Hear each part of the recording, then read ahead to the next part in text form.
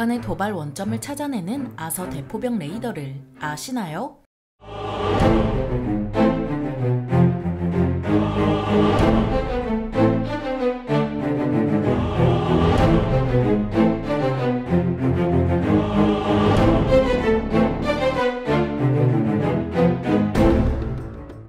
안녕하세요, 지식 스토리입니다. 이번에는 포탄 잡는 레이더 아서 대포병 레이더에 대해 알아볼 텐데요. 전파가 물체에서 반사되는 걸 수신해 거리, 방향, 고도 등을 알아내는 레이더는 현대전에서 찐빵의 팥과 같은 존재입니다. 특히 적이 발사한 포탄과 로켓탄에서 반사된 레이더파를 계산해 발사 위치를 알아내고 이를 아군 포대에 전달해 제압 사격을 하게 해주는 대포병 레이더는 육군에서 필수나 다름없습니다. 대포병 레이더는 대규모 정규전 외에도 이라크, 아프가니스탄에서 벌어지는 비정규전에서도 박격포를 쏜 위치를 찾기 위해 쓰이는데요. 대포병 레이더는 2차 대전이 한창이던 1943년 영국이 박격포탄을 추적하는 레이더를 개발하면서 등장했죠. 1944년부터 전장에서 시험 운용됐지만 기술적 한계로 탐지 능력이 뒤떨어졌습니다. 하지만 1980년대부터 레이더파를 접시에 반사하는 방식에서 벗어나 원하는 방향으로 쏠 수 있는 위상 배열 레이더가 등장하면서 대포병 레이더도 크게 발전했습니다. 그래서 스웨덴과 노르웨이는 1994년에 북유럽 환경에서 경보병 여단을 지원할 대포병 레이더를 개발해 공동구매하기로 했는데요. 스웨덴의 전자통신기업 에릭슨이 레이더를 개발하면 자동차 제조사인 해골란드가 차량을 개발하기로 정했죠. 이 같은 결정이 내려진 배경에는 스웨덴의 뛰어난 레이더 개발 능력이 있었는데 스웨덴은 1939년에 레이더를 실험했고 2차 대전 동안 해군에서 쓸 레이더를 개발했습니다. 2차 대전이 끝난 후에는 실험용 레이더를 수출하기도 했지만 외국의 기술을 도입해 발전해 나가는데도 게을리하지 않았고 이런 스웨덴의 레이더 개발을 이끈 기업이 바로 에릭슨입니다. JA-37 비겐 전투기에 장착된 PS-46A 레이더 등 다양한 레이더를 개발한 에릭슨은 1968년부터 위상 배열 레이더라 불리는 전자식 주사 배열 안테나 개발 프로젝트에 참여했는데요. 에릭슨은 이 경험을 바탕으로 수동 위상 배열 방식의 대포병 레이더를 개발했고 해골란드의 BV-206 전지형 차량의 트레일러에 레이더와 통제 장비 등을 실었죠. 아틸러리 헌팅 레이더를 줄여서 아서로 불린 이 대포병 레이더는 1998년부터 스웨덴과 노르웨이 육군에 납품되기 시작했고 1999년부터 운용했습니다.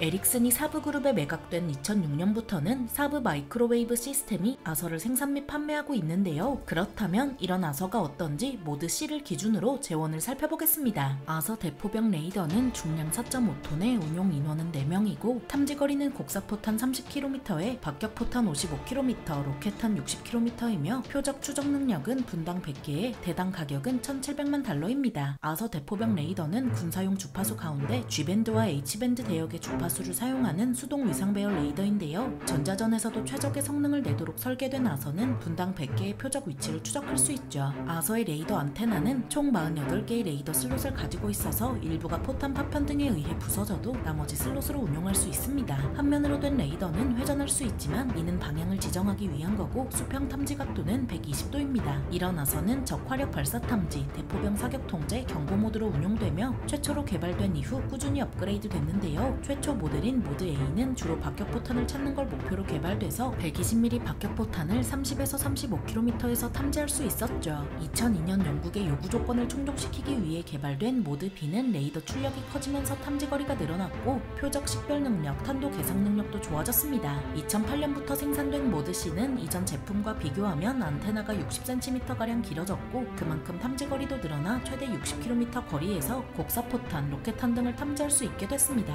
또 산 뒷면에서 낮은 각도로 발사하거나 산을 배경으로 떨어지는 박격포탄을 탐지하고자 업그레이드 됐는데요. 모드 C는 다시 인크레먼트 1과 2로 나눌 수 있는데 2는 적이 발사한 로켓, 대포, 박격포를 방어하는 실행용 센서로 사용할 수 있죠. 레이더는 열이 많이 나기 때문에 냉각도 매우 중요하지만 아서는 초기에 공기 냉각 방식을 채택했습니다. 이 때문에 더운 곳에서는 냉각이 잘 안 됐고 통기구를 통해 내부에 먼지가 쌓이는 문제도 생겨서 모드 B부터는 냉각 성능을 높이고자 액체 냉각 방식으로 바꿨습니다. 아서는 다른 대포병 레이더보다 크기가 작다는 장점이 있는데요. 레이더, 발전기, 통제소가 컨테이너 하나에 들어가고 중량도 4.5톤이라 차량에 탑재하거나 독립적으로 운용하기 좋죠. 덕분에 아서는 주변 장비를 연결할 필요 없이 차량 정지 후 5분 이내에 작동할 수 있다는 장점도 있습니다. 아서의 운용 플랫폼으로는 BV-206, BVS-10 등 전지형 차량 외에도 타트라 815, 유니모그, K711A1 등 탑재량 5톤 이상인 트럭에 탑재할 수 있습니다. 아니면 아예 궤도 고도식 장갑차를 운용 플랫폼으로 정한 예도 있는데요. BV206에 탑재된 아서를 운용하던 노르웨이는 2015년에 중간 수명 연장 계약을 체결하면서 M113F4 장갑차를 운용 플랫폼으로 선정했죠. 이런 아서와 비교하면 미국제 AN/TPQ-36 대포병 레이더는 통제소 탑재 차량 외에도 각종 견인 차량이 필요하고 운용 인원도 2명 더 필요한 등 상당히 번거롭습니다. 아서는 프로젝트 발주국인 스웨덴과 노르웨이 외에 그리스, 덴마크, 스페인, 영국, 이탈리아, 체코, 말레이시아, 싱가포르, 태국, 한국이 구매했고 캐나다는 이라크, 아프가니스탄에서 빌려 쓴 적이 있습니다. 영국은 이라크 전쟁에서 사용하고자 공수할 수 있는 대포병 레이더로 아서를 선정하고 2002년 에릭슨에 모드 B를 주문했는데요. 하지만 생산하려면 시간이 걸리는 탓에 노르웨이군으로부터 모드 A를 빌려서 운용하다가 돌려준 적이 있죠. 아서의 성능에 만족한 영국은 BV206에 탑재된 모델을 도입해서 운용했습니다.